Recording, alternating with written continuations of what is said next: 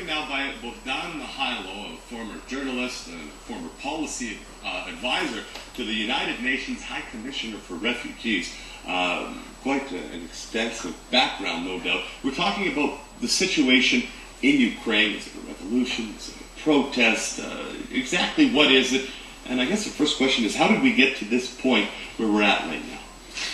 Well, after about 3 months of protest, which has turned to resistance and now to a revolutionary situation, we've got to it by essentially an about turn by the government of Ukraine, which is referred to as a regime, which it is in fact, rather than a democratic government.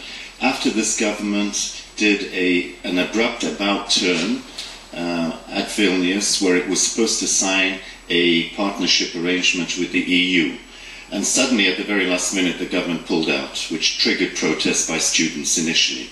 Yeah, now we've seen protests in Ukraine before, obviously, think back about a decade to the Orange Revolution. Is this different than that? It is different in the sense that it's gone much further. And at that time, there was a contested election. Right now, it's the country's future that is being contested. The protesters are saying that their right to self-determination, that is an alignment with Europe and a democratic future, is being denied them. Also, issues of mass corruption and, even more importantly, the brutal repression with the appearance of death squads, the cynicism, torture of wounded protesters being seized from hospitals. All this has shocked and traumatized the public. And so the reaction is one of, we've got to change the system. Things just can't go on as before. So the bottom line is the country will never be the same again.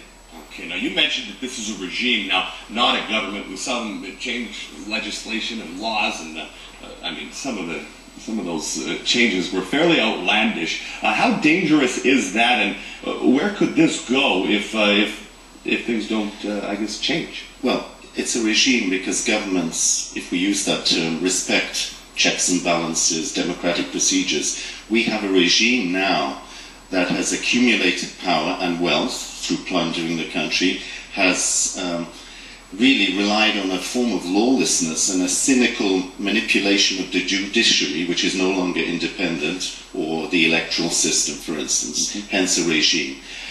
It's dangerous also because Russia, the neighbor, is playing a major role behind the scenes, and it became very aggressive in its policy to prevent Ukraine from making its choice of aligning itself with the EU. So what I'd like to say is that this is a struggle again over freedom. We're not used to seeing that anymore in Europe. These issues about freedom, democracy, we like to think have been resolved once and for all, and this is why Ukraine wants to be part of Europe and to share those European values. But in essence, we have unfinished business, and we have this choice, this uneasy choice facing the Ukrainian population: Eurasia with the Russian Putin model, or European values, democracy, and the things that Ukrainians have aspired to for at least the last century. Absolutely, and obviously not even 3 decades removed from the independence of the country of Ukraine. We are out of time, but Bohdan Nahaylo, if you're interested to hear more from him, he will be speaking tonight at St. Thomas More at the auditorium at 7 o'clock. I know it's tough to just kind of skim the tip of the iceberg here, but you'll go more in depth this evening, and thanks very much for a couple of minutes. Thank you for your interest.